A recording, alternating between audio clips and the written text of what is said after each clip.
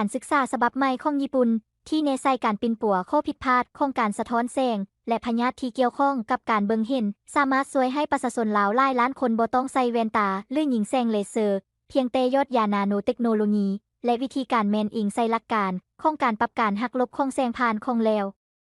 ยานี้แม่นคล้ายคือเหยื่อหุ้มป้องกันระหว่างเลนและห่มเพียงแต่ใช้ยายอดตาญี่ปุ่น3-4ยอดถ้าสามารถปิ่นปัวพยาธิตาได้อย่างดีที่สุดเช่นตาหมัวสายตาสั้นสายตายาวต่อกระจกตาสิ้นปงบ่ต้องผ่าตัดบ่ต้องกินยาแล้วอันตรายต่อสุขภาพยายอดตาแนะนำไข้โดยแพทย์ชั้นนำทั่วโลกสำเร็จด้วยสูตรพิเศษโดยใช้ส่วนผสมจากธรรมชาติที่สมบูรณ์โดยบ่มีผลข้างเคียงและบ่เกิดมาเป็นซ้ำเมื่ออนงพักนาโนขนาดน้อยจะกำจัดสารพิษออกสร้างสรรค์ป้องกันจากเชื้อแบคทีเรียที่เป็นอันตรายต่อยายอดตาได้ถูกทดสอบอย่างเข้มงวดโดยกระทรวงอนามัยโลกและรับประกันคุณภาพสำหรับผู้นำใช้